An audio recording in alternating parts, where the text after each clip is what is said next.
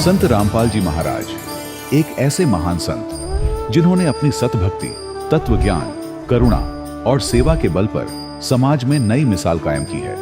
संत रामपाल जी महाराज की अगुवाई में उनके सभी सतलोक आश्रमों से समाज कल्याण के अद्भुत कार्यों ने समाज को सुनहरे भविष्य की एक नई उम्मीद दिखाई है। संत रामपाल जी महाराज से नाम दीक्षा लेने के बाद लाखों लोगों की लाइलाज बीमारियां जैसे कैंसर, एड्स आदि ठीक हुई। संत जी के ज्ञान से प्रेरित होकर उनके अनुयायियों ने लाखों यूनिट रक्तदान किया। संत जी ने लाखों बहन बेटियों का दहेज मुक्त विवाह करवाया।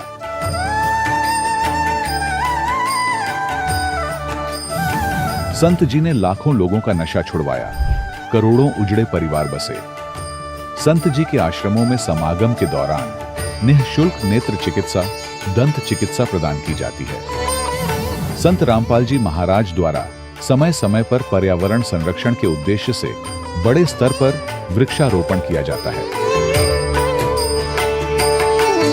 संत जी ने जरूरतमंदों को तत्काल राहत पहुंचाने के लिए एम्बुलेंस सेवा शुरू की। संत जी अपने अनुयायियों को देहदान के लिए प्रेरित करते हैं, जिससे मानवता की सेवा और चिकित्सा क्षेत्र में सुधार हो सके। संत रामपाल जी महाराज के सभी आश्रमों में हर रोज निःशुल्क भंडारा आयोजित किया जाता है, जहां हर वर्ग, हर जाति और हर धर्म के लोग एक साथ बैठकर भोजन करते हैं।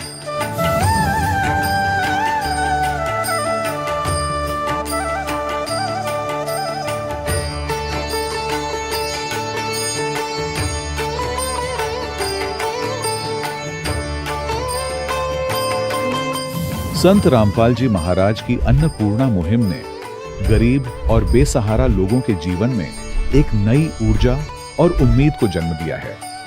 घर घर खाद्य सामग्री और जरूरी मदद पहुंचाकर संत रामपाल जी महाराज ने लोगों को दुख और मजबूरी से लड़ने की ताकत प्रदान की है।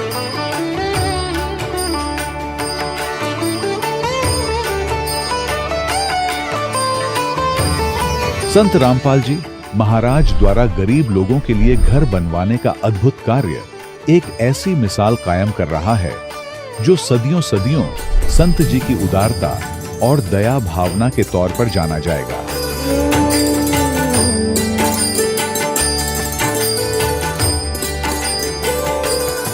संत रामपाल जी महाराज ने हरियाणा सहित भारत के कई राज्यों में आई भीषण बाढ़ से अनेक गांवों और किसानों को बड़ी राहत दिलाई। तत्काल लाखों फुट पाइप और हजारों मोटर उपलब्ध कराकर किसानों के खेतों और गांवों में भरे बाढ़ के पानी को बाहर निकालकर उनको नया जीवन दान प्रदान किया। आज संत रामपाल जी महाराज को किसानों के मसीहा के तौर पर देखा जा रहा है। जगह जगह उनके लिए सम्मान समारोह आयोजित हो रहे हैं। संत रामपाल जी महाराज के आश्रम में हजारों बुजुर्गों को सम्मान और प्यार के साथ जीवन जीने का अवसर मिलता है। उनके खाने, रहने और स्वास्थ्य की पूरी जिम्मेदारी संत रामपाल जी महाराज उठाते हैं। अनाथ बच्चों के लिए संत रामपाल जी महाराज के सभी आश्रम किसी वरदान से कम नहीं। यहाँ उन्हें शिक्षा, संस्कार और भविष्य के लिए बेहतर अवसर प्रदान किए जाते हैं। चाहे बाढ़ हो, भूकंप या महामारी, संत रामपाल जी महाराज और उनके अनुयायी हमेशा ही जरूरतमंदों के लिए सबसे आगे खड़े रहते हैं। कोविड महामारी के दौरान संत रामपाल जी महाराज के आश्रमों से करोड़ों लोगों के लिए भोजन, दवाइयां और जीवन रक्षक सामग्रियां उपलब्ध कराई गई। चाहे गरीब की मदद हो या किसी शोषित और पीड़ित वर्ग के हक और सम्मान की लड़ाई, संत रामपाल जी महाराज ने हमेशा ही उनकी दबी आवाज को सरकारों तक पहुंचाया है और उन्हें उचित न्याय दिलवाने में अहम भूमिका अदा की है। समाज में आध्यात्मिक और सामाजिक मूल्यों के प्रति जागरूकता लाने में संत रामपाल जी महाराज हर कदम पर मानवता के सच्चे सेवक साबित हुए हैं। संत रामपाल जी महाराज का जीवन हमें सिखाता है कि सच्ची सेवा वही है जो निस्वार्थ भाव से की जाए। आइए हम भी इस महान सेवा के कार्य में इस महान संत से जुड़ें और संत रामपाल जी महाराज से नाम दीक्षा लेकर अपने जीवन को धन्य बनाएं।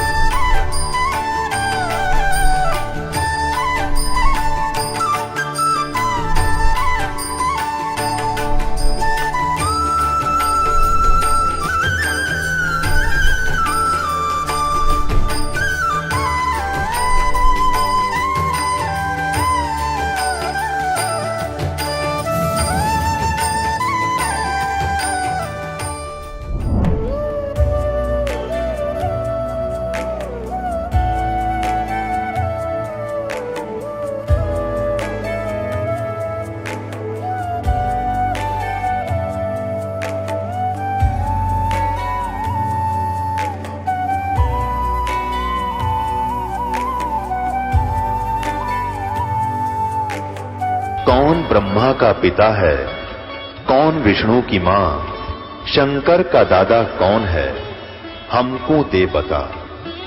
ये जानने के लिए कृपया सुनिए। जगत गुरु तत्वदर्शी संत रामपाल जी महाराज के अमृत वचन सर्व पवित्र धर्मों के पवित्र शास्त्रों के आधार पर। सत साहिब दर्शकों, मनुष्य अपने जीवन में सुख और शांति की खोज में कभी मंदिरों के चक्कर लगाता है, कभी देवी देवताओं की पूजा करता है, तो कभी गुरुद्वारों और अन्य धार्मिक स्थलों पर माथा टेकता है। लेकिन जब इतना सब कुछ करने के बावजूद भी उसे मन की शांति नहीं मिलती, तो उसका विश्वास डगमगाना स्वाभाविक हो जाता है। दर्शकों, कुछ ऐसी ही कहानी थी महाराष्ट्र के रहने वाले गणेश यादव जी की। गणेश यादव जी ने अपने जीवन के कई वर्ष ब्रह्मा, विष्णु और अन्य देवी देवताओं की भक्ति साधना में लगा दिए। लेकिन इतनी भक्ति साधना करने के बावजूद भी उन्हें न तो मानसिक शांति मिली और न ही जीवन की समस्याओं से कोई स्थायी राहत मिली। लेकिन दर्शकों, आज गणेश यादव जी का कहना है कि उनका जीवन उस समय पूरी तरह बदल गया जब उन्हें संत रामपाल जी महाराज द्वारा लिखित पुस्तक ज्ञान गंगा मिली। दर्शकों, आखिर संत रामपाल जी महाराज ने ज्ञान गंगा पुस्तक में ऐसा क्या लिखा है कि जो भी इस पुस्तक को पढ़ता है वह संत रामपाल जी महाराज का ही हो जाता है और उसके जीवन के सारे कष्ट दूर होने लगते हैं। आखिर इसके पीछे की सच्चाई क्या है? आइए दर्शकों, सुनते हैं गणेश यादव जी की कहानी उन्हीं की जुबानी। सर नमस्कार। नमस्कार सर। क्या नाम है आपका? गणेश यादव नाम है मेरा। गणेश यादव जी, कहाँ से आए हैं आप? तालुका फलटण, डिस्ट्रिक्ट सातारा, महाराष्ट्र से आया हूँ सर। संत रामपाल जी महाराज से नाम दीक्षा लेने से पहले आप क्या भक्ति साधनाएं करते थे? सर, जो घर में देवालय था उसकी पूजा करना, साथ में ज़्यादातर मैं गणेश जी, साईं बाबा और शंकर जी की साधना करता था सर उसमें ज़्यादातर गणेश जी का जो हमारे यहाँ पर 10 दिन का महाराष्ट्र में बहुत बड़ा त्यौहार होता है, उसमें पूरा पूजा करना, उसमें आरती वगैरह करना, उसमें बहुत ज़्यादा इंटरेस्ट था। संकष्टी चतुर्थी होती है सर, उसमें 1 महीने का जो 1 दिन का उपवास होता है वो पूरा मैं निरंकार उपवास पकड़ता था सर। उसके बाद सर थोड़ा मेरा घर में आर्थिक परिस्थिति ख़राब थी। जो पिताजी ने लोन लिया था उसकी वजह से मुझे आर्थिक परिस्थिति की बहुत ज़्यादा परेशान था, तो मैं चाहता था कि मुझे लाभ मिले, लेकिन उससे लाभ नहीं मिल रहा था। फिर मुझे किसी ने बताया कि सर हनुमान जी बड़े हैं और उनकी भक्ति करने से लाभ मिलेगा, वो संकट मोचन भी है। तो फिर मैं हनुमान जी की भक्ति करने लगा सर, और बहुत ज़्यादा हनुमान जी की भी भक्ति करने के बाद भी मुझे लाभ नहीं मिला था। सर, आप जो भक्ति साधनाएं कर रहे थे, आप उन भक्ति साधनाओं के करने से क्या लाभ चाहते थे? सर, जैसा कि हमारे घर में रहने के लिए ठीक से घर नहीं था, 2 कमरे थे, उसमें से एक कमरा थोड़ा ऊंचा और दूसरा नीचे था। तो जब बारिश गिरती थी उस समय, जैसा रात को बारिश हो गई तो सुबह उस कमरे में पूरा पानी ही था। तो कभी कभी तो मैं उस कमरे में खड़ा रह के, पानी में खड़ा रह के चाय पिया, नाश्ता किया, ऐसी हालत थी। तो मुझे दुख होता था कि इस पृथ्वी पर भगवान है या नहीं, क्योंकि मैं इतनी ज़्यादा भक्ति करता था, पूरे मन लगा के भक्ति करता था, फिर भी वो लाभ नहीं मिल रहा था सर। सर, आपकी जो आर्थिक स्थिति थी वो बेहद कमज़ोर थी, आपको बेहद तकलीफ़ों का सामना करना पड़ रहा था। इसके बाद आपको संत रामपाल जी महाराज के बारे में कैसे पता चला? सर, उसके बाद मैं आर्मी में भर्ती हुआ। तो आर्मी में भर्ती होने के बाद भी जो कर्जा था तो वो चक्रवाढ़ ब्याज का था, ब्याज के ऊपर ब्याज लगता था, जिसके कारण मेरा पूरा सैलरी उसमें चला जाता था सर। उसके बाद मैं वहाँ पर जो हमारे आर्मी में मंदिर रहता है उसमें पुजारी थे, उनके पास गया और मैं उनको बोला कि मुझे आर्थिक लाभ चाहिए और मुझे भक्ति बताओ कौन सी करनी चाहिए, कि सबसे बड़े देवता कौन है। तो उन्होंने बताया कि सबसे बड़े देवता तो शंकर जी है। तो मैं उनको बोला कि हनुमान जी तो सबसे बड़े, वो संकट मोचन भी है, मैं उनकी भक्ति करता हूँ। वो बोले कि नहीं, हनुमान जी तो शंकर जी क्या होता है, आप शंकर जी की पूजा करो, लाभ मिलेगा। वैसे ही मैं 1 साल तक भक्ति करता रहा, लेकिन लाभ नहीं मिला। फिर दोबारा उनके पास गया कि मुझे वैसी राहत नहीं मिली। तो वो बोले कि आप शिव महापुराण पढ़ो, उससे लाभ मिलेगा। तो सर मैं शिव महापुराण पढ़ने लगा। मतलब समय निकाल के इधर उधर से, जैसा दोपहर को 1-1.5 घंटे का जवानों को टाइम था खाना खाने का, आराम करने का, तो उसमें मैं सर 5-10 मिनट में खाना निपटा के तुरंत मैं भागते हुए जाता था मंदिर में, शिव महापुराण लेता था, पढ़ता था। और मेरे को ऐसा लग रहा था कि कहीं ना कहीं मुझे वो लाभ मिले भक्ति करने से, और मेरे संकट का और मेरे आर्थिक परिस्थिति का निवारा हो जाए। लेकिन सर उससे ज़्यादा मेरे को और शारीरिक तकलीफ हो गई। जैसा कि मैं आर्मी में बॉक्सर था सर, और बॉक्सिंग चैंपियन में 2 गोल्ड 2 सिल्वर लिए थे। लेकिन बाद में खेलते समय मैं गिर गया, जिससे मेरी डिस्क स्लिप हो गई सर, और जिससे मुझे बहुत ज़्यादा तकलीफ होने लगी। मतलब दिन निकालना भी मुश्किल हो गया। नहीं, मैं ना किसी को बता पा रहा था ठीक से, और ना वो तकलीफ सहन कर पा रहा था। तो ये मुझे शारीरिक भी पीड़ाएँ बढ़ती गई सर, और मैं कई हताश होते रह गया ये भक्ति से। तो जब मैं मेरे बिस्तर के साइड में छोटा सा देवालय भी रखता था, तो पूजा करता था। सुबह हनुमान चालीसा पढ़ना, शाम को पढ़ना, गणेश जी की मूर्ति रखता था, शंकर जी की मूर्ति रखता था। और ये सारा देख कर है ना, मेरे साथ वाले एक हवलदार विश्वास सत्रे करके है, उन्होंने संत रामपाल जी महाराज जी से नाम दीक्षा ली हुई थी। तो उन्होंने देखकर बोला कि ये आप जो भक्ति कर रहे हैं, इससे कोई लाभ नहीं मिलेगा, ये देवता पूर्ण नहीं है। पूर्ण परमेश्वर तो कबीर साहिब है, और इस पृथ्वी पर पूर्ण संत रामपाल जी महाराज है। तो मैं सर उनके ऊपर गुस्सा हो गया, क्योंकि महाराष्ट्र तो संतों की भूमि है।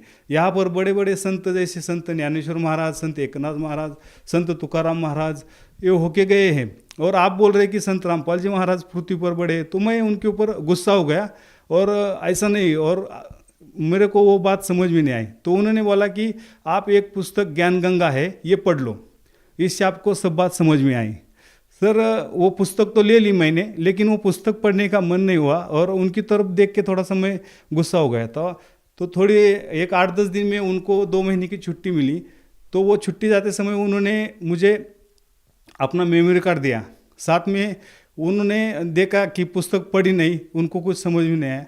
तो उन्होंने सर फेसबुक के ऊपर, यूट्यूब के ऊपर संत रामपाल जी महाराज के सत्संग करके सुन लो, आपको समझ में आया, ऐसा मुझे समझा के एक मेमोरी कार्ड भी दिया।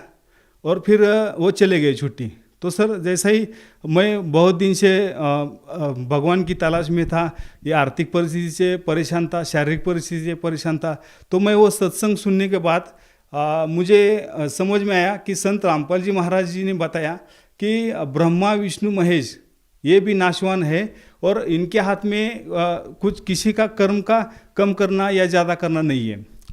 सर देखिए, बड़ी हैरान करने वाली बात है कि जिन देवताओं की पूजा आदि अनादि काल से होती आ रही है, जिनको हमने हमेशा से ही अविनाशी माना है, उन देवताओं को आप ये कैसे कह सकते हैं कि उनकी जन्म मृत्यु होती है?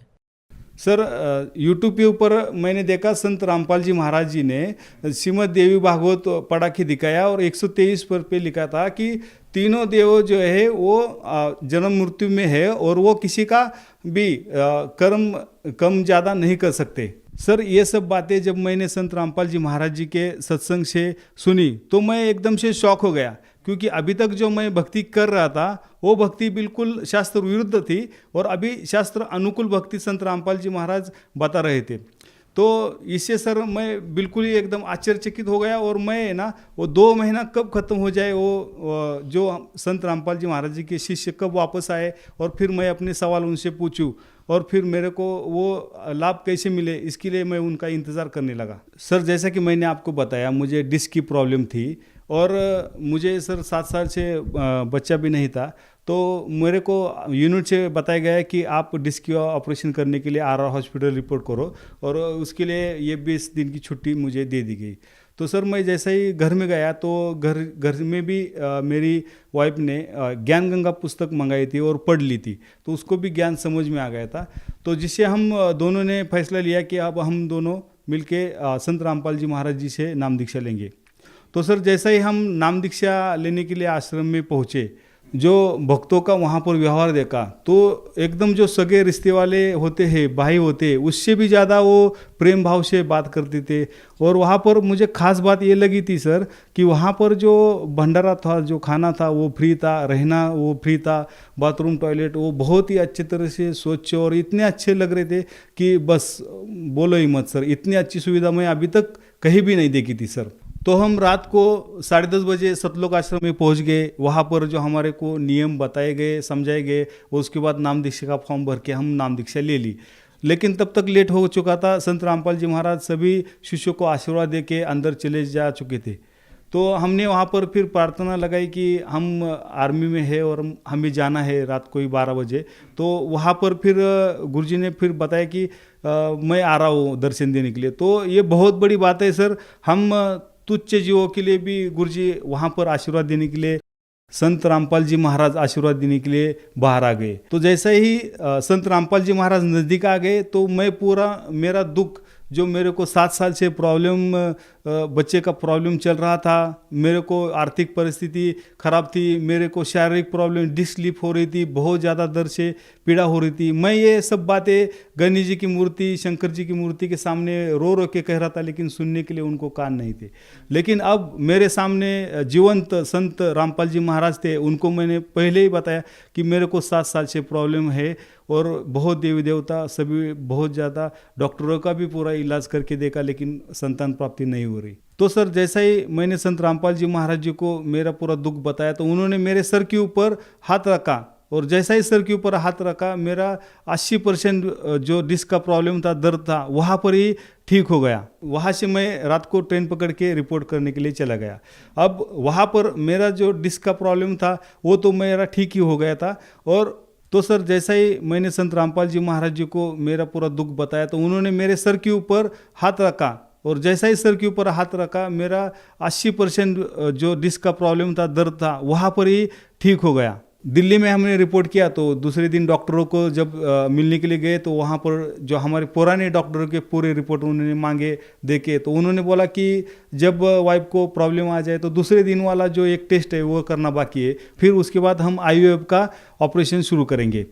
तो सर हम इंतज़ार करने लगे। जो 2 तारीख थी, 2 जनवरी को वाइफ को प्रॉब्लम आना चाहिए था तो प्रॉब्लम आया नहीं। तो वाइफ ने बोला कि प्रॉब्लम आया नहीं, ऐसा कभी नहीं हुआ, पहले 2 दिन 3 दिन पहले ही पीरियड आना चाहिए, वो आया नहीं। तो फिर मैं बोला ऐसा नहीं, हम वो इंतज़ार करेंगे।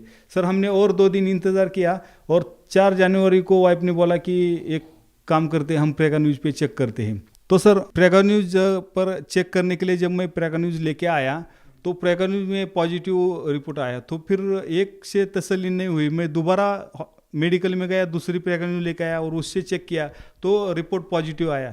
तो सर हम 2 घंटा बेंच पे वे के रो रहे थे। हमें इस बात की खुशी हो गई थी कि जो आम जनता संत रामपाल जी महाराज जी को साधारण संत समझ रहे थे, उनके आशीर्वाद भर से मेरे जो डिस्क की प्रॉब्लम थी 80% दूर हो गई थी। और जो 7 साल से हमने डॉक्टरों का इलाज किया, लाखों रुपए खर्च किए, सब झाड़ फूक वालों को दिखाया, जिससे भी नहीं रह रहा था, वो बच्चा सिर्फ आशीर्वाद मात्र से रह गया था। और इसलिए हम 2 घंटा रो रो के बैठ के संत रामपाल जी महाराज का धन्यवाद कर गए थे और इस पृथ्वी पर भगवान आए, इसकी हमें बहुत ज़्यादा खुशी हो गई थी सर। सर अक्सर हम संत उसे मानते हैं जिसने बड़ी बड़ी जटाएं रख रखी हैं, मालाएं पहन रखी हैं, भगवा कपड़े पहन रखे हैं। आप इस बारे में क्या कहना चाहेंगे कि एक संत की पहचान एक आम साधारण व्यक्ति को किस तरह से करनी चाहिए? सर जटा पहनने से, माला पहनने से कोई संत नहीं होता। संत तो उसकी ज्ञान से होती है सर। जैसा कि कबीर साहब बोलते हैं, जाति ना पूछो संत की, पूछ लीजिए ज्ञान। आप एक बार संत रामपाल जी महाराज जी का ज्ञान तो सुनो। शास्त्र अनुकूल भक्ति करने से ही लाभ होते हैं। अभी तक जो हम भक्ति कर रहे हैं वो शास्त्र विरुद्ध है। अगर शास्त्र अनुकूल सद्भक्ति नियमों में रह के करेंगे तो हमारे को जरूर लाभ मिलेगा। ये हमें लाभ मिला है, हमने पूरा एक्सपीरियंस किया है। वो जो लाभ है वो बहुत ज़्यादा है और उसके लिए हम तड़प रहे थे, वो लाभ मिले हैं सर। सर संत रामपाल जी महाराज से नाम दीक्षा लेने के बाद आपको और क्या लाभ मिले? सर ये बात 2013 की है और बिल्कुल 10वें महीने बाद हमें बेटा मिला। जैसा कि मैंने आपको बताया, आर्थिक स्थिति बहुत ख़राब थी, डॉक्टरों के लिए, झाड़ फूक के लिए बहुत खर्चा होता था। आर्मी में रहते हुए भी मेरे ऊपर जो कर्जा था वो कर्जा चक्रवाढ़ ब्याज होने के कारण वो ठीक से मैं पे भी नहीं कर पा रहा था। तो जैसे ही संत रामपाल जी महाराज जी के से नाम दीक्षा लेने के बाद अब वो पूरा कर्जा भी चुकता हो गया और संत रामपाल जी महाराज जी की दया से अभी मेरे 2 मकान है और 2 प्लॉट है, एक 4 व्हीलर है। और संत रामपाल जी महाराज जी की दया से जब मैं पहले शुरू में सर मैं रोड पे खड़ा होके मेरी वाइफ को लेके 1.5 साल का बच्चा लेके खड़ा होके रोड पे कपड़े बेच रहा था सर। तो उसके बाद संत रामपाल जी महाराज जी की इतनी दया होगी सर, अभी मेरा कपड़े का इतना बड़ा शॉप बन गया है कि मेरे फलटन तालुका में अभी नंबर 1 पर कबीर साहब गारमेंट शॉप है सर। और संत रामपाल जी महाराज जी की दया से अभी नज़दीक ही लोनन सिटी है, वहाँ पर भी और एक कपड़े का शॉप खोल दिया है सर। ये सब सुख सर संत रामपाल जी महाराज जी के आशीर्वाद मात्र से, संत रामपाल जी महाराज जी से नाम दीक्षा लेने के बाद ही मिले हैं सर। सर, जो भी भक्त समाज आपको सुन रहा है, संत रामपाल जी महाराज के बारे में उन्हें क्या संदेश देना चाहेंगे? सर, मैं तो ढोल बजा के, ढोल के डंके के साथ ये कहना चाहता हूँ कि इस पृथ्वी पर भगवान है।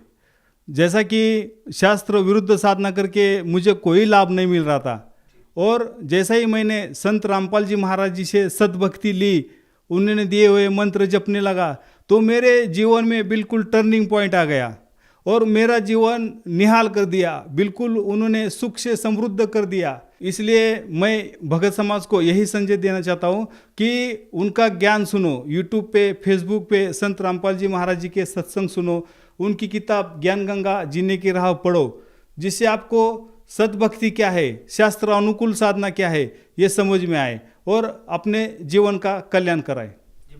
जो श्रद्धालु संत रामपाल जी महाराज जी से नाम दीक्षा लेना चाहते हैं, उनसे जुड़ना चाहते हैं, तो इसके लिए क्या व्यवस्था की गई है?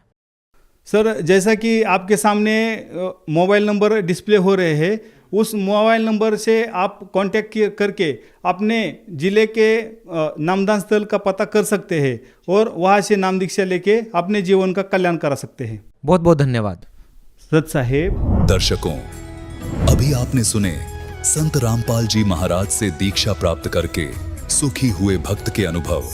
अब देखिए जगत गुरु तत्वदर्शी संत रामपाल जी महाराज के मंगल प्रवचन। एक बार उन्होंने जानबूझकर मर्दाना और बाला के सामने उच्चारण किया था जब वो लंका देखने के लिए समुद्र के ऊपर से चल रहे थे।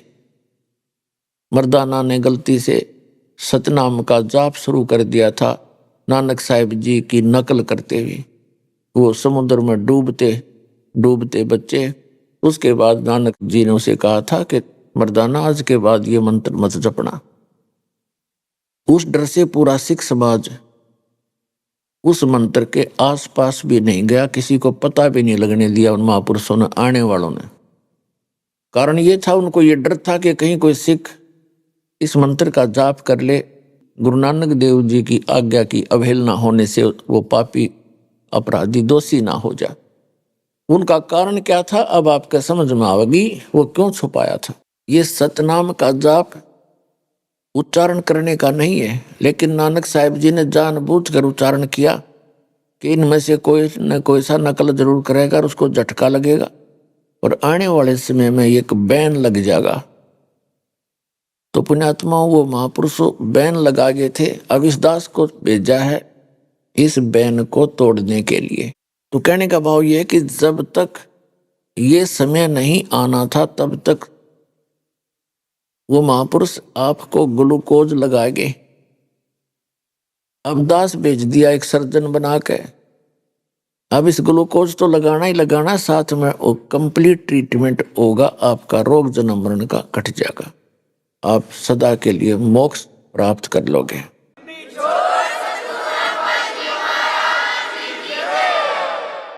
इससे पहले तो दास बताना चाह रहा था कि जैसे कर्म प्राणी करता है वैसा फल मिलता है जब लग सतगुरु नहीं मिलते। सतगुरु मिलता है या तो स्वयं परमात्मा होते हैं या परमात्मा का विशेष कृपा पात्र होता है और उसको परमेश्वर कबीर जी अपनी पावर दे करके भेजता है। और इसमें साथ साथ कहा है कि मम संत मुझे जान मेरा ही स्वरूपम। परमेश्वर ने सूक्ष्म वेद में कहा कि मेरा जो परम संत हो उसको मुझे ही जानना, मेरा स्वरूप समझ लेना, उसमें भेद मत करना, नहीं तो आपकी भक्ति विफल हो जाएगी। जैसे किसी व्यक्ति ने बहुत सा धर्म भंडारे किए, प्याऊ बनवाई और पशु पक्षियों को दाने टुकड़े भी डालते रहे, लेकिन वो उसका व्यर्थ गया। अब यहां दोनों बात कहनी पड़ती है कि वो व्यर्थ गया, यूजलेस, और साथ में ये भी कहा जा रहा है कि अपना किया तो मिलेगा ही मिलेगा। ऐसा ही है, थोड़ा समझने का अंतर है। जैसे आपने देखा होगा वर्तमान में तो बहुत ज्यादा हो गई है ये रिवाज परंपरा कि एक कुत्ता होता है, डॉग, और उसको धनी लोग रखते हैं और उस कुत्ते की कितनी केयर टेक होती है, कितनी देखभाल होती है। वेटरनरी सर्जन यानी डंगर डॉक्टर उसकी चिकित्सा में हाजिर रहता है।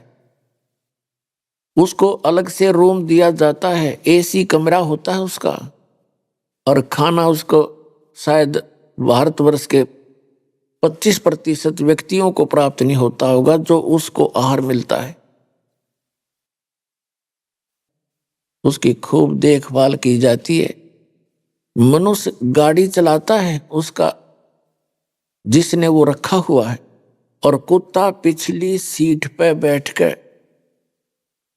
अब मनुष्य तो उसका ड्राइवर है और कुत्ता मालिक वाली सीट पे बैठकर झांकी में गए देखा, अगर नो खिड़की में गए जीभ काट गए, यूं देखता रहता है। अब कारण क्या है? उस पुण्यकर्मी प्राणी ने मानव शरीर के अंदर बहुत घने पुण्य करे, धर्म करे, लेकिन वे मनमुखी किए, शास्त्र विदिता का मनमाना आचरण किया, जिस कारण से परमात्मा ने उसका किया हुआ वर्क डन देना होता ही है। उसको वो सारी सुविधाएं दी, लेकिन मनुष्य जीवन नहीं मिला उसको। यदि वो सतगुरु बनाकर सत साधना करता और ये धर्म पुण्य करता, या तो पार हो जाता, और पार नहीं होता तो वही गाड़ी, वही एसी रूम, वही खाना पीना और वही कार, उसको सुविधा मनुष्य जीवन में मिलती, मनुष्य जीवन भी साथ प्राप्त होता। और मनुष्य जीवन प्राप्त होता तो पिछली भक्ति की तरफ होती है प्राणी कहीं ना कहीं, उसको फिर संत भी मिल जाते और फिर से भक्ति स्टार्ट होकर मोक्ष प्राप्त कर जाता। इसलिए गुरु बिन माला फेरते, गुरु बिन देते दान, गुरु बिन दोनों निष्फल हैं, चाहे पूछो वेद पुराण। फिर क्या बता है कि झूठे गुरु के आश्रय कदे न उधरे जीव, सच्चे पुरुष कबीर हैं आद परम गुरु पीव। और झूठे गुरु से भी नाम लेकर जीव उद्धार नहीं हो सकता।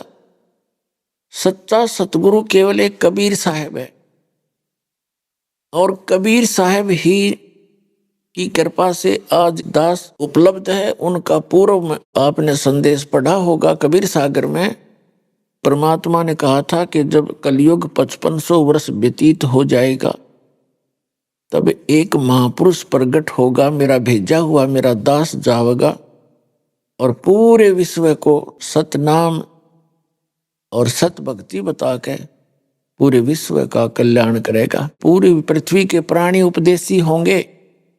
ये परमात्मा का आदेश है 600 वर्ष पहले का।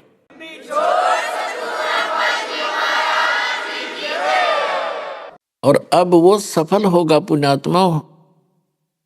आप देख रहे हो गांव गांव में, नगर नगर में परमात्मा के बच्चे, जिनको ये ज्ञान समझ में आ गया, उनको ये चिंता हो जाती है कि मेरा तो कल्याण हुआ। इस मत को दो राय है नहीं। यहां से भक्ति प्राप्त होने के बाद उस प्राणी का मोक्ष कंपलसरी है, गारंटीड है, लेकिन कंडीशन है कि मर्यादा में रहे। और भक्ति कोई विशेष भी नहीं इसमें करनी, यानी विशेष वो नहीं है कि कोई हठ योग नहीं, इसको चलते फिरते बैठ के लेट के, कोई रोगी है बीमार है नहीं बैठ सकता, लेट के भजन कर ले, सिमरण से मोक्ष होगा। कबीर साहब कहते हैं, कहता हूं कई जात हूं और सुनता है सब कोई, और सुमरण से भला होगा ना तो भला नहीं होए, यानी सुमरण तय मोक्ष होगा। और सुमरण इतना गजब का आपको दे दिया गया है कि एक श्वास की कीमत, जैसे बताई थी आपको, बहुत बार बताई है कि 14 लोक, ब्रह्मा विष्णु महेश के लोक, और ये 14 लोक एक साइड में रख दे एक तराजू के पलड़े में, और एक तरफ पासंग रख दे पृथ्वी पूरी, इसका शासन, और स्वर्ग लोक और साथ में पाताल लोक तो एक तरफ रख दे वैसे, और एक श्वास के सिमरण का, सतनाम के सिमरण की इतनी कीमत है। तो सिमरण आप ढंग से करते रहना, मर्यादा में रहना, भजन जरूर करना लेकिन कसक के साथ करना, यहाँ से दिल उठाए रहना कि ये लोक ठीक नहीं है। जैसे एक परमात्मा ने कहा कि जैसे पर घर पावना रह उठाए चित, जिस प्रकार किसी दूसरे घर में कोई मेहमान गया हुआ हो और वहां उसकी कितनी आओ भगत हो रही हो, कितना रिस्पेक्ट हो रहा हो, एक दिन के बाद उसकी चिंता अपने घर की हो जाती है, उसको पता होता है कि मेरा ये ठिकाना नहीं है, तो वहां वो सब कुछ सुविधाएं प्राप्त करते हुए उसके मन में रह रहकर अपने घर आने की उमंग उठती ही रहती है। तो इस प्रकार आप यहाँ पर घर में रह रहे हो, आप दूसरे के स्थान पर रह रहे हो, आपका निज घर वो सतलोक है। जैसे कोई व्यक्ति बाहर गया हुआ है रिश्तेदारी में और उसको घूटी पिला दी, और जब उसकी घूटी उतरे उसने फिर एक प्याली पिला दे, तो उसने चाहे 10 दिन रोक लो हुए, क्योंकि उसने होश को नहीं, उसमें नशे में उपड़ा है वहां पर। जब नशा उतर जाएगा उसका तुरंत अपना घर, अपने बालक, अपने बच्चे, अपने काम तुरंत याद आएंगे और तुरंत चल पड़ेगा। तो इस काल ने आपका यहाँ भांग प्या रखी आपको सबको इस झूठे सुख की। कबीर साहब कहते हैं झूठे सुख को सुख कहे ये मान रहा मनबोध, ये सकल चबीना काल का कुछ मुख में कुछ बोध। यहाँ का जो सुख है कार कोठी बंगले, ये भांग प्या रखी आपने। और जब परमात्मा की एंटीबायोटिक कैप्सूलों से, मंत्र से, जाप से, ज्ञान से जब आपकी अभांग उतरेगी, फिर आपका चित्त उस सतलोक के अंदर ऐसे रहेगा जैसे पर घर में पावना यानी मेहमान रहता है। तो उस अतिथि के आए बिना आपकी मुक्ति नहीं होगी। तो इस ज्ञान को रह रहकर सुनना, भक्ति करते रहना। भक्ति चाहे थोड़ी बन जावे पर करे कसक के साथ करे और मर्यादा में रहता हुआ करे तो सफल होगे। भक्ति करनी अवश्य पड़ेगी। और थोड़े से मंत्र करने में रोज के आप 1000 मंत्र भी कर लो। वैसे तो परमात्मा ने कहा कि 10% समय आपका परमात्मा की भक्ति भजन में अवश्य लगना चाहिए। और वैसे फिर दूसरी तरफ कहा है कि ये तो इन वेरी स्टार्ट बताया है कि पहली कक्षा का बालक ज्यादा देर नहीं बैठ सकता ना पढ़ सकता। बड़ा बच्चा हो जाता है फिर वो लगातार काफी अध्ययन करता है, घंटों अपने आप चिंतित हो जाता है। तो शुरुआत के अंदर कम से कम 2.5 घंटे आपका सिमरण होना चाहिए। 24 घंटे हैं एक दिन, रात में लगभग 2.5 घंटे, 2.25 घंटे, 3 लगा लो, ये सिमरण होना चाहिए आपका। और ये कैसे होना चाहिए? जैसे चलते फिरते, बैठते उठते। आजकल ये जो है ना गाड़ी मोटरों का ज्यादा समय है आने जाने में। आप बस में बैठ गए, मंत्र आपको याद है और बैठ के बस में सीट मिल रहा है तो बढ़िया, ना खड़ा खड़ा अपना सिमरण करता रहे।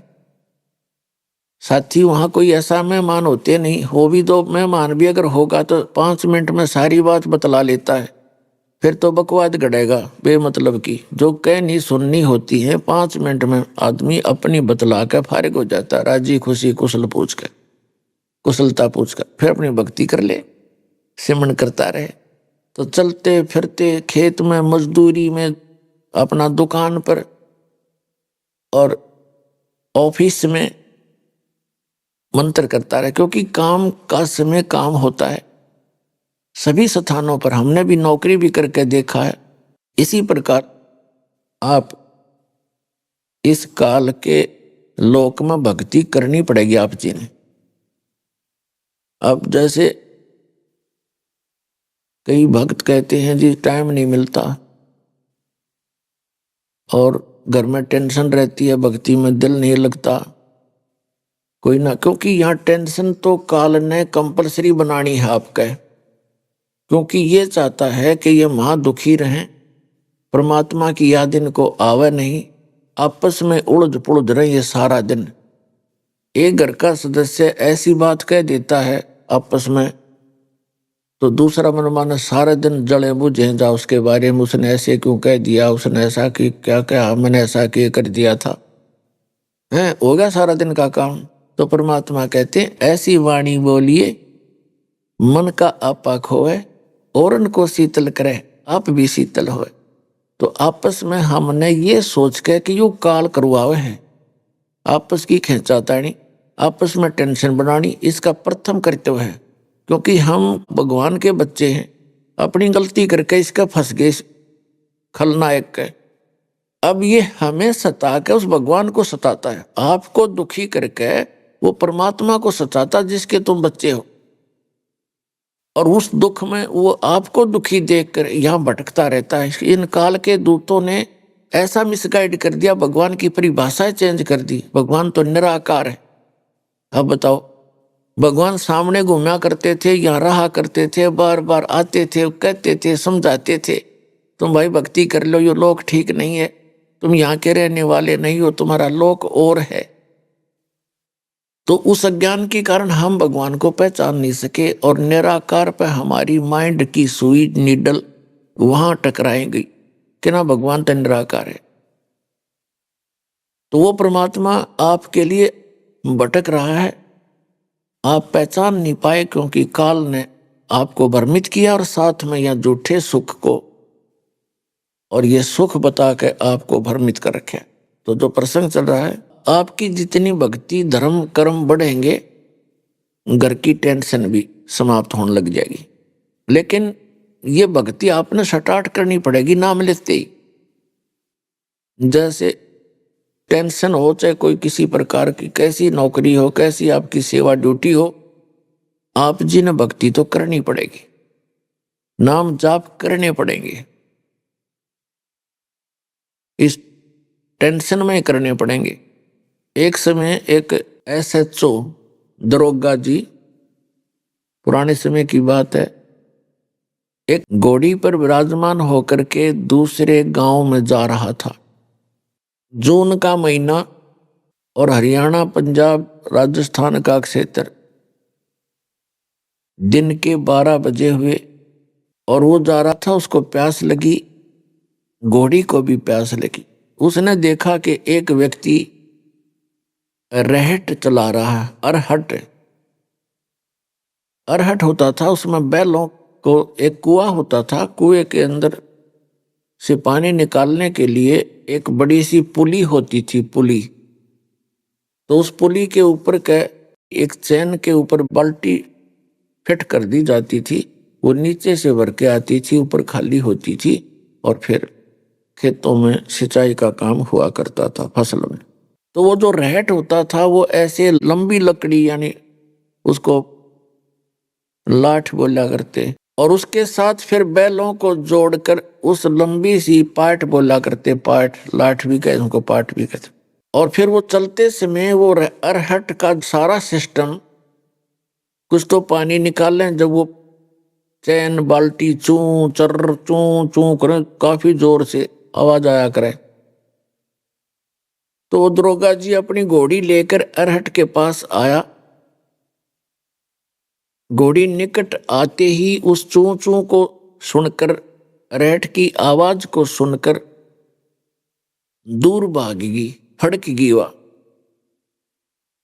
उस एसएचओ ने उस किसान को धमकाया कि तू चू चू बंद कर दे, हमने पानी पीना है, घोड़ी ने भी और मैंने भी, मेरी घोड़ी डरती है। उस किसान ने वो रहट बंद कर दिया, बैल रोक दिए,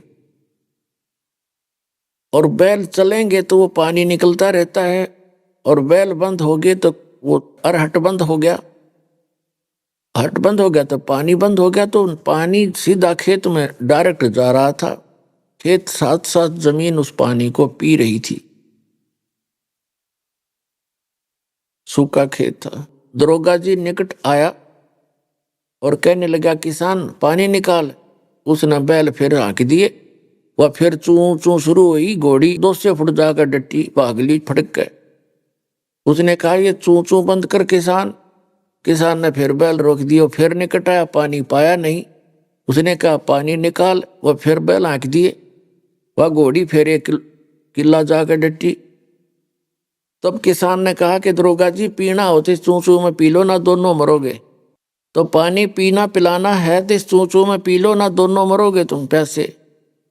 तो पुण्यात्माओं, इस अकाल की चू चू में हमने पानी पीना पड़ेगा या भक्ति करनी पड़ेगी और लगे रहना।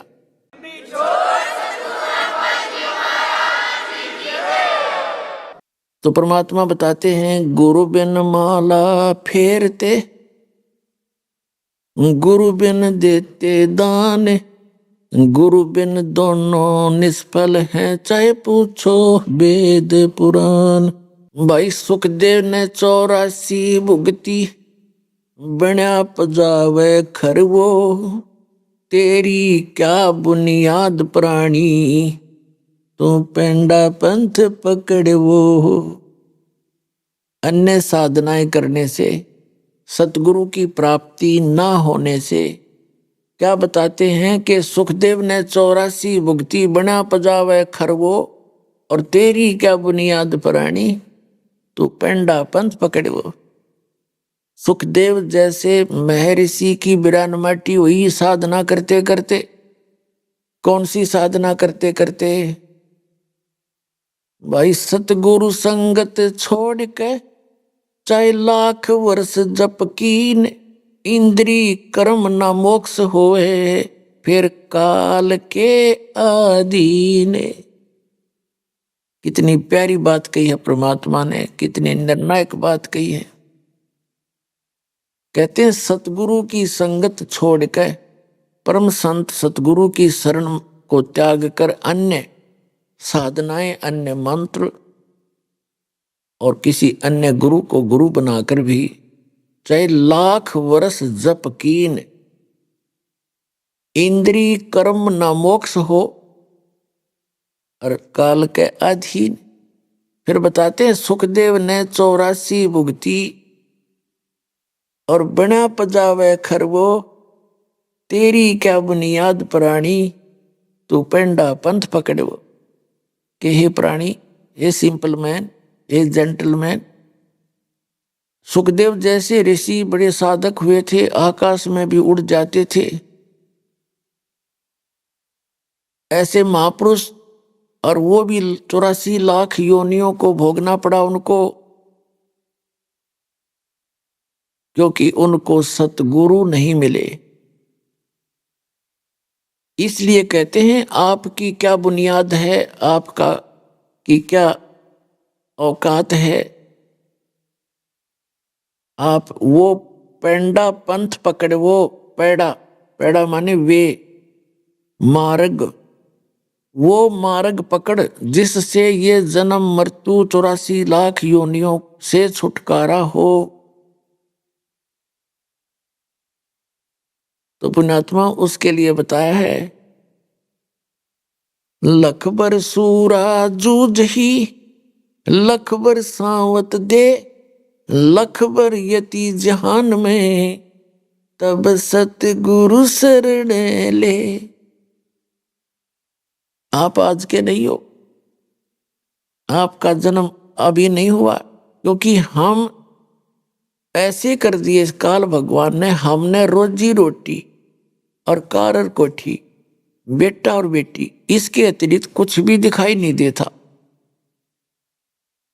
और ये करते करते भी जो हमारे संस्कार थे वही चल ही रहे थे, वो तो आपको मिलने ही मिलने हैं। पुत्र प्राप्ति है और आगे चल के कोई व्यवस्था होनी है ना होनी है, ये तो आपका पूर्व निर्धारित है। और इसी में हम सोच रहे थे हमारे करे तो हो रहा है, नहीं।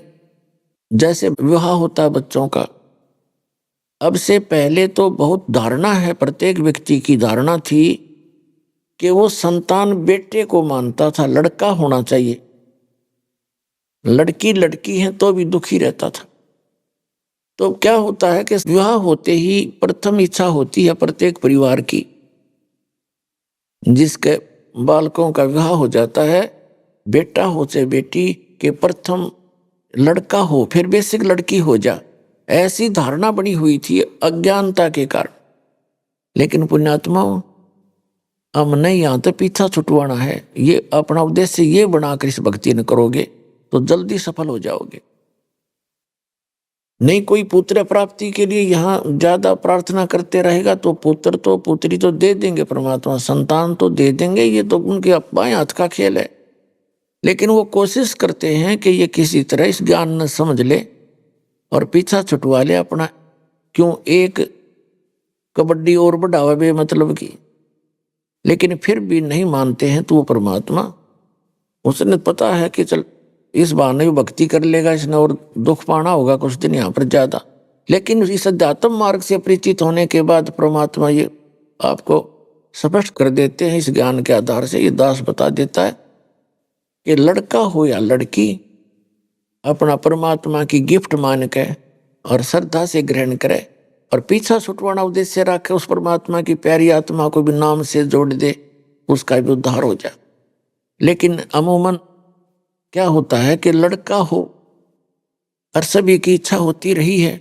जैसे बच्चे का विवाह हो गया लड़के का, सबकी इच्छा थी घर वालों की लड़का हो, पुत्र हो, बेटे गए, लेकिन लड़की होगी। फिर सोचा भगवान दूसरा तो पुत्र दे ही दे, दूसरी भी पुत्री होगी, बेटी होगी, तीसरी भी बेटी होगी, चौथी भी, पांचवी भी बेटी होगी। क्योंकि उनकी चाह तो ये थी कि लड़का हो। तो परमात्मा कहते हैं ना तो आपका चाया हो और ना आपका किया हो सकता, वही होगा जो आपके संस्कार प्रारब्ध में है। तो कहने का भाव यह है कि जो आप लोग ये समझते हो कि जब तक इस परमात्मा की शरण में नहीं आते तो इसकी शरण में आने के बाद आपके संस्कार बदलेंगे, आपके संस्कार बदलेगा यू परमपिता। लेकिन आप बालक हो, आप फिर उसमें भी चिंतित हो जाते हो। ऑपरेशन थिएटर में आकर मरीज ने अपनी नहीं चलानी चाहिए, वहां तो डॉक्टर की चलेगी तो आपका रोग कटेगा। तो ये ऑपरेशन थिएटर है आपका जन्म मृत्यु के रोग के काटने का, और बाकी और पीड़ा होगी शरीर में उसकी भी औषधि है यहाँ पर, यानी और कोई संसारिक दुख होंगे, टेंशन होगी, वो भी ठीक करिए जाएंगे। लेकिन ऑब्जेक्शन नहीं करे, जो हो रहा होने दे, थोड़ा बहुत पीड़ा भी होती है तो होने दे उसको। जैसे एक बहन ने नाम ले लिया, उसकी पुत्रवधू ने भी उपदेश ले लिया। एक पोती थी पहले, उससे पहले एक लड़की होकर के उनका फिर गर्भपात हो जाता था, तो दीक्षा दिवाई उसकी सास ने के लिए, बेटी नाम ले, यहां से तेरा काम बढ़ेगा। तो नाम लेने के बाद क्या हुआ, उस लड़की का फिर से दिक्कत होगी। कारण यह था कि उसने अपनी माता के कहने से और लटोटर करवा लिया। कोई बात नहीं, फिर उसको पता चला, उसको समझाया, उसकी माँ को भी, सास को भी, फिर उन्होंने वो तो काम छोड़ दिया। फिर तीसरी बार फिर गर्भ रहा उस बेटी को। अब क्या था कि उस लड़की का वो गर्भ खराब हो गया और वो इतनी रोए और बुरा हाल कर दिया। अब उसकी सास को दृढ़ विश्वास था परमात्मा कबीर जी पर, इस दास से उपदेशी थी, उसने कहा बेटी भगवान जो करे वो ठीक करता है, लेकिन वह ना मानी। अब बालक ज्ञान नहीं समझता, इतना आदमी ने दुखी रहे। तो उसने मेरे पास फोन किया, पहले थोड़ी सी संगत थी, सन 1997 की बात है। अभी आपने सुने संत रामपाल जी महाराज के मंगल प्रवचन। आइए अब सुनते हैं संत रामपाल जी महाराज से नाम दीक्षा लेकर सतभक्ति करके अद्भुत लाभ प्राप्त करने वाले अनुयायी के विचार। मनुष्य हर संभव उपाय आजमाता है ताकि उसे आध्यात्मिक सुख मिल सके, लेकिन जब उसे सच्चा ज्ञान नहीं मिलता तो वह दुख और तनाव का शिकार हो जाता है। दर्शकों, आज हम आपको ऐसी ही एक कहानी सुनाने जा रहे हैं जो छत्तीसगढ़ के नौहर सिंह जी की है। नौहर जी ने अपनी आध्यात्मिक यात्रा में कई प्रकार की साधनाएं अपनाई। इन्होंने जप भी किया, व्रत भी रखे, तीर्थों की यात्रा भी की और बचपन से गणेश जी की भक्ति भी की, लेकिन किसी भी विधि से सच्ची शांति नहीं मिली। लेकिन दर्शकों, आज नौहर जी का कहना है कि जब से मैंने संत रामपाल जी महाराज की शरण ग्रहण की है, तब से मेरी जिंदगी पूर्ण रूप से बदल गई है। दर्शकों, आखिर संत रामपाल जी महाराज ने नौहर जी को ऐसी कौन सी जड़ी दे दी जिससे इन्हें शारीरिक और मानसिक सुख की प्राप्ति हुई? आखिर इसके पीछे की सच्चाई क्या है? आइए सुनते हैं नौहर जी की कहानी उन्हीं की जुबानी। नमस्कार सर। सर सर क्या नाम है आपका? नौहर सी से होता सर। सर कहाँ से हैं आप? बजरंगपुर नवागांव वार्ड नंबर 1 जिला राजनांदगांव छत्तीसगढ़ से सर। नौहर जी, संत रामपाल जी महाराज से नाम दीक्षा आपने कब ली? 6/5/2020 को नाम दीक्षा लिए सर। संत रामपाल जी महाराज से नाम दीक्षा लेने से पहले क्या आप कोई भक्ति साधनाएं भी करते थे?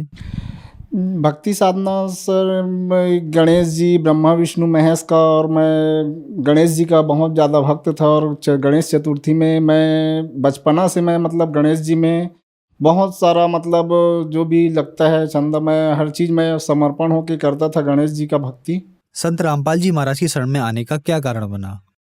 संत रामपाल जी महाराज के शरण में आने का कारण तो बहुत बड़ा है भगत जी। मैं अपने शरीर से बहुत दुखी था। मैं अपने पेट का बहुत बड़ा समस्या था। पेट में जलन, डकार, एसिड और बहुत दर्द करता था। मैं 2-3 साल से बेड में था और दर्द से इतना ज़्यादा त्रस्त था कि मैं रोते रोते एकदम बहुत ज़्यादा परेशान था। मैं डॉक्टरों की जगह गया, यहाँ महाराष्ट्र में लांजी में गया और रायपुर सोयास हॉस्पिटल, जहाँ पे बहुत बड़ा डॉक्टर लीवर स्पेशलिस्ट जो डॉक्टर बलवीर सिंह जो आते थे उसके पास गया। राजनांदगांव में पारक नर्सिंग होम में डॉक्टर के पास गया। फिर उसके बाद सब डॉक्टरों ने अपना अपना रिपोर्ट और रिजल्ट के लिए सब वो किए। फिर उसके बाद मैं सभी जगह टेस्ट करवाया। फिर डॉक्टर लोग भी समझ नहीं पाए, बीमारी कुछ है ही नहीं करके बोलते थे। फिर उसके बाद मैं इतना ज़्यादा त्रस्त हो गया कि दर्द पीड़ा से किसी जगह कोई डॉक्टर से कोई दवाई गोली से भी ठीक नहीं हो रहा है। प्लस मैं अपने जीवन से इतना ज़्यादा वो हो गया कि फिर उसके बाद जो तंत्र मंत्र वाले जो बैगा है उन लोग के पास गांव में घुमा, फिर कहीं पे भी ठीक नहीं हुआ। उसके बाद मैं एकदम निराश हो गया, ना डॉक्टरों के पास ठीक हो रहा है ना कोई बैगा के पास ठीक हो रहा है करके। फिर मैं मन में ये सोच लिया कि मेरे को जीना नहीं है और मेरे को इस दुनिया से जाना ही है करके। फिर अपने बच्चे लोग को पकड़ के रात में बिस्तर में सो भी नहीं पाता था। 1 साल तक कंटिन्यू मैं सोया नहीं हूँ भगत जी। फिर मैं इतना ज़्यादा वो होने के बाद मैं पड़ोस का एक जो संत रामपाल जी महाराज से दीक्षा लिया हुआ है वो बोले कि इस बुक को रखो, बुक को पढ़ो करके। फिर बुक को पढ़ने के पहले मैं 1 साल चर्च गया हूँ। चर्च में भी गया था 1 साल तक के चर्च में सब अपना जो वहाँ पादरी होते हैं, पास्टर, उन लोग प्रार्थना दुआ करते थे, लेकिन उसमें भी मेरा कोई लाभ हुआ नहीं। फिर मैं त्रस्त हो गया। फिर जो बुक दिया था उस बुक को मैं 3 दिन पढ़ा हूँ। 3 दिन पढ़ने के बाद मेरा मन में ऐसा हुआ कि मैं इसी से मैं ठीक हो सकता हूँ करके फिर बुक को पढ़ा हूँ। 3 पेज पढ़ने के बाद मेरा मन हुआ कि मैं दीक्षा लूँगा करके। फिर भगत जी को बोला कि भगत जी मैं दीक्षा लेना चाहता हूँ करके।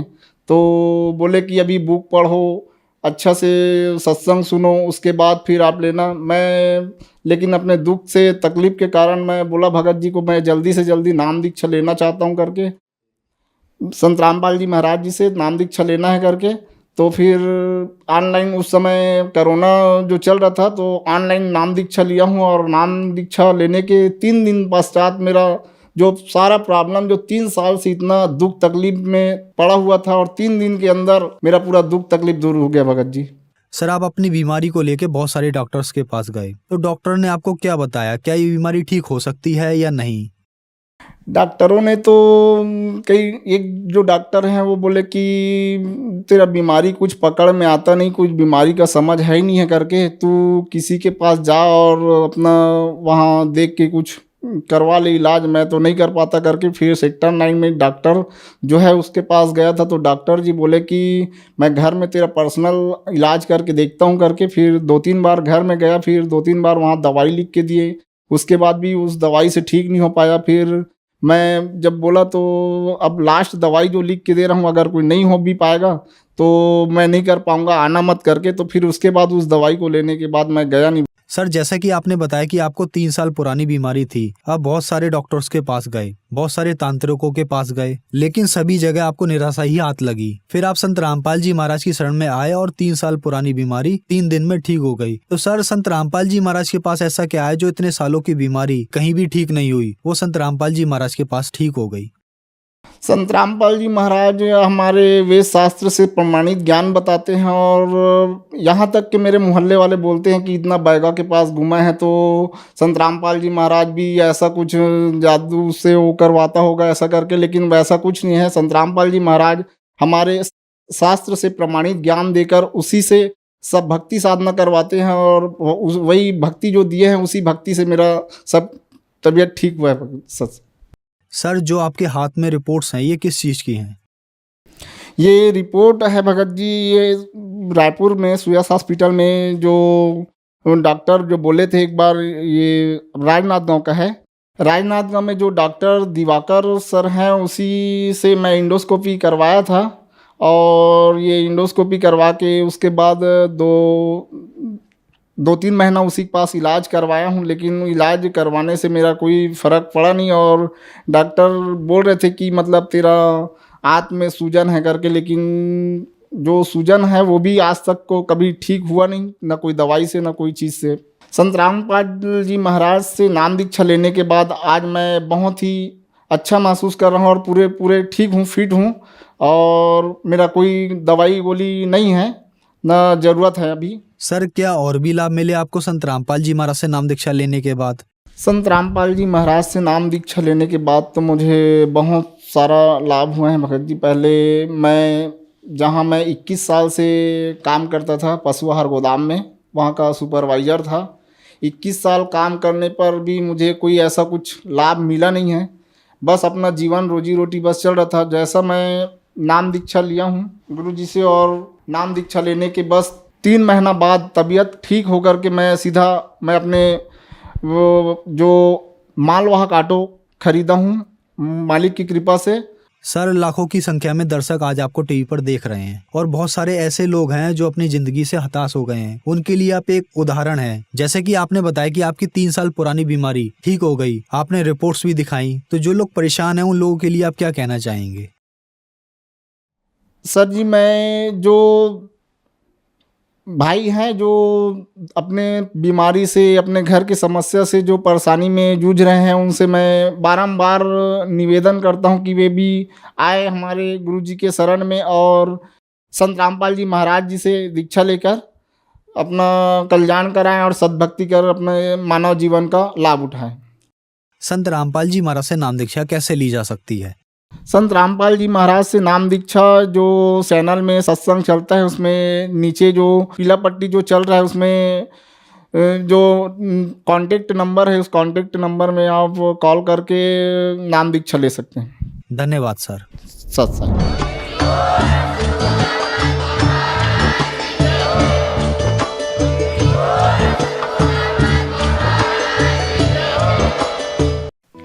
आप सुन रहे थे जगत गुरु तत्वदर्शी संत रामपाल जी महाराज के मंगल प्रवचन। अधिक जानकारी के लिए संपर्क करें।